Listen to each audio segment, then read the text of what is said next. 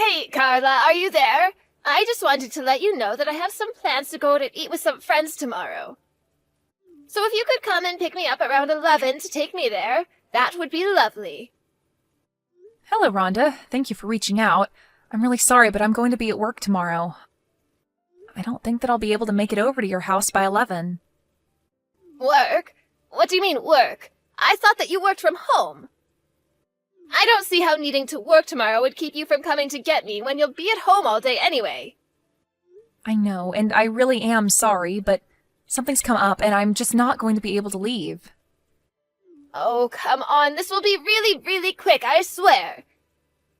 You'll come pick me up at 11, and I promise that you'll be home before even noon. It will just take a second. I'm sorry, Rhonda, but I really don't think that it will. I know how much time it takes to go to your house and drive you around. So I think that tomorrow you'll have to find someone else to drive you, or else take an Uber or the bus or something. No, that is just unacceptable. You aren't allowed to deny me this, Carla. Besides, I already told my friends that my daughter-in-law would be joining us for lunch. But this is the first that I'm hearing about these plans, and now you're telling me that they're tomorrow? I thought I told you that I would only allow you to work if you were going to do it from home, specifically so that I could have you do things for me when I needed them. But if you can't even do that, then you should just go back to being a housewife. Because clearly you still don't understand the fact that you should always be putting your mother-in-law first. Please, Rhonda, that isn't fair. I've finally found something that I really want to do. I don't want to quit my job. But when you have a kid, you're going to have to quit your job, won't you? That wasn't what my plan was at all, actually. I was thinking that I would still work even after I have a child. Now you listen to me, young lady. You are going to come and pick me up when I tell you to, and that is that. Unless you rather I tell all my friends just to show up at your house and have lunch there. Okay, Rhonda, you win. I'll pick you up tomorrow if that's what you really need from me. You should have just said that you would in the first place. Then we wouldn't have had to waste our time fussing over this pointlessly. I can't believe that you would even try to lie to me about getting in the way of your work schedule. Did you really think I was going to buy that? But I wasn't lying to you. I guess now I'll just have to stay up all night working so that I don't miss the deadline for this tomorrow. If you had that option, then you should have said that's what you were going to do in the first place. But remember that you're going to be driving me around tomorrow, so you better not get us into an accident. Do you understand me? Because if anything does happen, then I'm going to make sure that everyone knows it's all your fault. Got it? I understand. Thank you for making that perfectly clear to me. Also, I want to trace back to what you were talking about earlier about keeping your job even after you've had a child. Does that mean that you and my son are actually thinking about having a child together then? Well, if we can, I would really like to have a child with Ben, yes. I see. And here I thought that you two were never ever going to give me any grandchildren. After all, you two have been married a whole year, and there has been nothing on that front. I understand that, but I do want you to know that Ben and I have talked about it. In fact, it was Ben who suggested that we wait a little bit before trying for one. But if you wait too long, then your ovaries are going to shrivel up and you'll run out of eggs. I mean, you're already older than 30 years old, you know. And my daughter, who's still in her 20s, already has 2 kids. So it sounds to me like you two might have just been slacking off this whole time. Rhonda, I am really sorry, but I just have to get back to work now. But we can talk more about this tomorrow if you'd like. Oh, yes, I'm sure you're just sitting thinking about how obnoxious and horrible your mother-in-law is being to you right now, aren't you? Anyways, just remember to be at my house by 11. I don't want you getting here a minute sooner or later, and I don't want to hear any complaining about how I'm getting in the way of your work. And just know that if you don't show up, there is going to be serious hell to pay. Hello there, Carla. I just wanted to say thank you so much for yesterday's meal. I I really loved how you made it so flavorless and bland. Did you do that just for me? Because you don't think old people can handle flavor? Or do you also subject my poor son to that kind of cooking too? I'm really sorry that you had a problem with the dinner that I cooked last night. I only seasoned it the way that Ben says he prefers. Wait, what? You're telling me that Ben actually says he likes his food tasting like that? That is what he's told me in the past, yes. Oh, but that can't be right. Sometimes I just don't know what goes on in that head of his. But I know that he must be lying to you. I really don't think that my husband was lying about how I make him his food. In fact, he's always going on about how much he loves my cooking, if you really want to know. And you still haven't realized that he's probably just saying that as to not hurt your feelings. I know what my son likes to eat, and let me tell you that it is not the slop that you were serving us last night. He likes thick flavor and rich smells. It sounds to me like someone would be better off cooking out of a recipe book than whatever led you to make whatever you did. Anyway, speaking of Ben, he's going away on his business trip today, isn't that right? Yes, he's already left for the airport, actually. Why do you bring that up? Oh, perfect. That's just what I wanted to hear. In that case, I want you to come to my house tomorrow. I'm going to teach you how to cook and make it so that you can actually dish out something served for once. Sorry, you want me to go over to your house tomorrow? I don't think that will work. I'll be working then. Oh, there you go again, trying to use your work to get out of doing what I tell you to. So you're really telling me that you don't think you need any kind of training? Are you okay? Were you dropped on your head as a child or something? Because if you're going to be like this, I might just have to take it upon myself to make you quit your job. Rhonda, I think that Ben already talked to you about this, didn't he? He told you that it's my choice whether or not I want to work and that you shouldn't try and interfere with the fact that I am working. Now, this is something that Ben, not me, has said to you, right? So why haven't you stopped? Oh, so now you're telling me that I have to listen to whatever my sons tell me to do. I think you're forgetting who's really in charge here. That isn't what I meant, but I'm just trying to tell you that I'm not going to be quitting my job just because it's something you want me to do. How dare you say that? You're just going to ignore what your mother-in-law has to say to you? I'm not ignoring. I am very much listening to what you have to say. I'm just telling you that I'm not going to quit my job because you want me to. Now you listen here, young woman. I am your mother-in-law, and when I say jump, the only thing I should be hearing from you is how high. You really need to learn your place in this relationship. You're already on thin ice by not coming to live with me. How dare you take away my eldest son when he should be staying at home taking care of his mother in her advanced years? I'm really sorry to tell you this, Rhonda, but not living with you was actually Ben's idea. But he only reached that decision because of all the pressure that you were putting on him, weren't you? Well, you aren't going to control me like that, I can tell you that much. In fact, you should be trying to change his mind and telling him that you both should come and live with me. That's the least a daughter-in-law could do for her mother-in-law. Well, I'm sorry, but I just don't really see that happening, Rhonda. You really are just a terrible person, do you know that? Just the worst. I have no idea what my silly son was thinking when he decided it would be a good idea to marry you. Even his sister was smart enough to move in with her husband's family. And now she spends her days from sun-up to sundown being a loyal daughter-in-law to her in-laws. And I am sure that that is her way of trying to get along with her husband's family. I would really like it if we could find a way to get along too. Oh, please, of course you don't. If you really did, then you would just shut up and do as I tell you. But I know that your real goal is to keep turning my son against me until he wants nothing to do with me. But it's you and Ben who should end things. And just what do you mean by that? What do you think I mean by that? I mean that the two of you should get a divorce. After all, what's the point of being married if you're not even pregnant yet?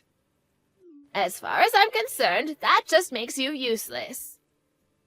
And at least if the two of you did break up, then Ben might be able to find a decent wife for himself.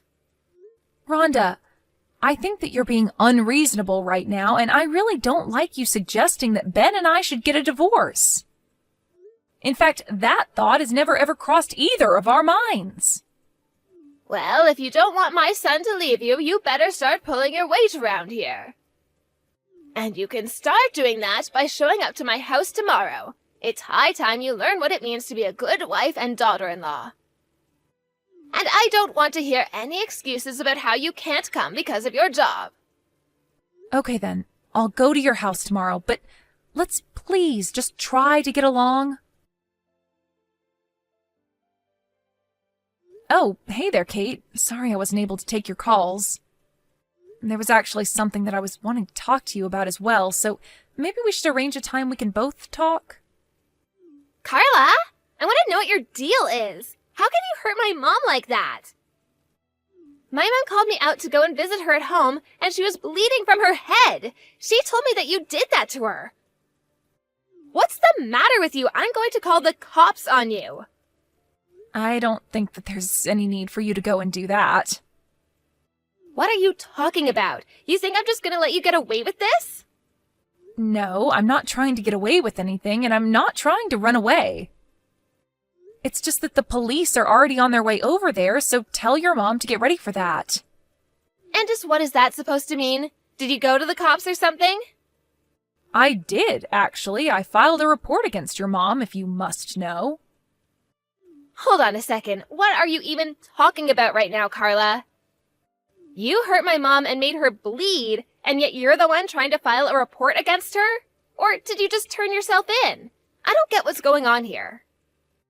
That much I already know, but the fact of the matter is that your mom was the one who hurt me when she pushed me down the stairs. Wait, what? I'm still confused. Now you're telling me that my mom fell down some stairs? But what about her bleeding head injuries? I don't know about that, but I was the one who fell down the stairs while she just stood there and watched. Carla, are you telling the truth about all of this? Of course I am. I don't have any kind of video evidence, if that's what you're after, but I do have an audio recording of it happening. I suppose that will have to serve as the proof that I have of what happened. You were recording the whole thing? But why? I'm still just confused here.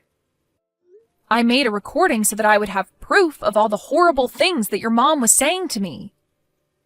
And it wasn't just this one time that she was doing this. She's been treating me horribly ever since I married your brother. I have talked about this with Ben, and it's getting to the point that we're thinking of just cutting communication off with your mom entirely. I don't believe it. Was my mom really bullying you? I really had no idea. Well, I'm very sorry that you had to find out like this. To be honest, it was something that I didn't want you to get dragged into. No, you don't have to apologize to me. I'm the one who should be sorry. I mean, I had no idea that this was going on this whole time. I appreciate you saying that, but you shouldn't feel guilty about this either, you know? I thought that if I just kept it to myself, that your mom and I would be able to work things out between ourselves, but I guess there was never even a chance of that happening, and I see that now. You know, I also know what it's like to have your in-laws bully you. What do you mean by that? It's just that, well, my husband's parents have also been bullying me ever since I moved in with them. You're kidding me, but when your mom talks about it, she makes it sound like things are going great for you. But I guess I never did ask you yourself about how things are going. I know, but it's really okay. I understand the feeling of not wanting to bother others with what you think is something you can handle on your own. But this isn't about me. It's about you and my mom. I'll tell her what you've told me and explain to her that she's in big trouble. I really am so sorry for sucking you into this, Kate, but thank you so much for understanding. Of course I understand. And thank you for telling me about this. Carla, are you there?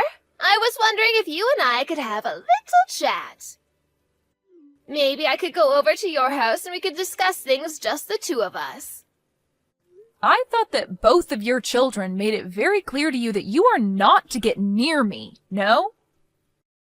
Of course. But then maybe I should just text you about what I wanted to talk about. I just really want to apologize for what happened the other day.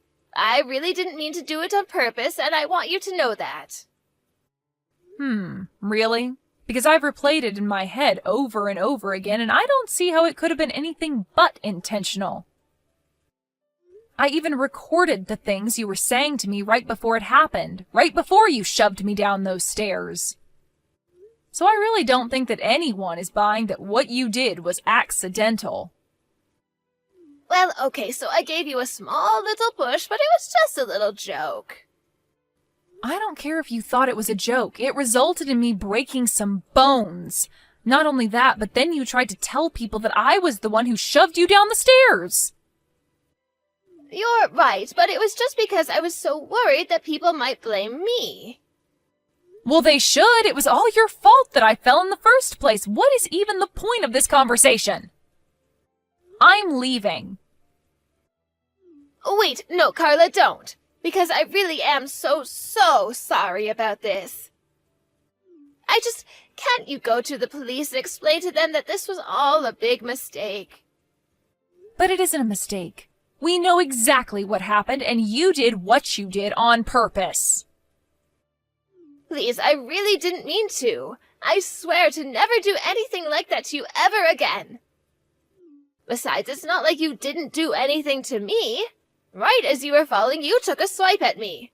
If you had actually hit me with it, I could have been really hurt. I see. So you really think that those two things are equivalent, then? I don't know why I thought that you might actually have reflected on what you did. No, please don't go. I really have thought about what I did. I know that it was wrong of me to do that to you. So, can you please just talk to my children and tell them to not leave me? I don't know how I'm supposed to live with myself if they leave me like this. I need you to forgive me so that they can forgive me too. You have got to be kidding me, right? You want me to forgive you for totally selfish reasons? But if you don't do this for me, then I'm never going to be able to see my family ever again. Don't you realize that? I just need you to go talk to my children and the cops and tell them that this was all just one big mistake. And just why should I go and do all of this for you when you haven't even given me a real apology? You're asking for all of this just for your own benefit when you haven't shown any remorse for what you've done to me. Look, I know that I might have pushed you down the stairs and that you hurt yourself falling down, but you have to realize that I didn't have that much family left. I mean, my kids are basically all I have left now, and if I don't have them, then who am I supposed to have to take care of me when I get older? Incredible. I really just don't even know what to say to that. But honestly, it isn't up to me how your children decide to interact with you. But you could change their minds if you just told them that you weren't mad at me anymore.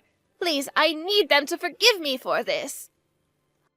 I'm begging you here. You don't know what this is going to do to me. I don't have any more kids in my life. You can beg me for this all you want, but I don't think that anything is going to change until you realize that you've done this all to yourself.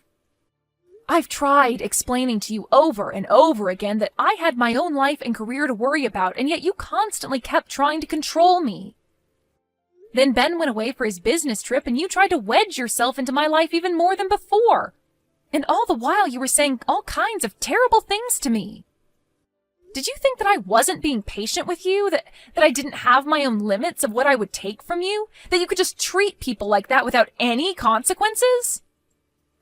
I am so sorry, Carla. You have to believe me. I mean, you know that I never really wanted you and Ben to get divorced, right? I was just saying a bunch of stupid things.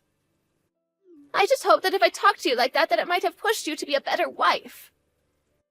And that's why you had to push me down the stairs? How was that supposed to make me into a better wife, huh? I just wasn't thinking in that moment, and my arms just moved of their own, I swear. You have to forgive me. It was just an accident. I have already told you that I am not going to forgive you for what you did to me.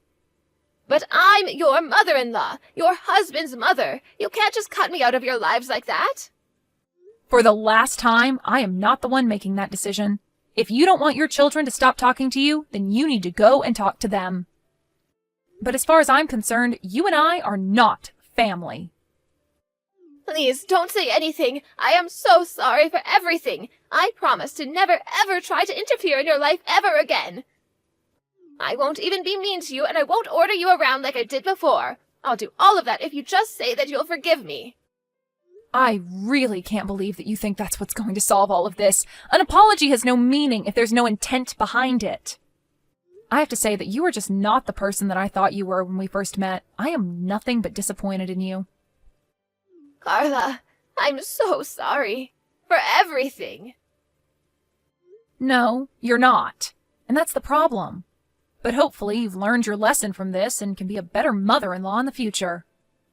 Of course, it doesn't mean we'll ever let you back into our lives after what you've done. After that, Ben and I talked and we finally settled on dropping the charges that I was going to press against his mother. Instead, we served her with the full bill for my injuries and made her sign on to a restraining order to keep her away from me. Although it was unlikely that the court would have sent a woman of her age to jail, our settlement was a good way to ensure that she would keep away from us. After that, I blocked her on every medium imaginable. I heard from Ben, however, that rumors were spreading around Rhonda's neighborhood about what she did to me. Apparently Rhonda was so humiliated that she doesn't even leave the house anymore. Afraid of being known as the person who harmed her daughter-in-law and lost her family, Rhonda decided that she had to move away. Now, not even her children know where she is or what she might be doing these days. A few months later, I heard that Kate and her husband talked about what she was going through and that the two of them decided to move out of his parents' house.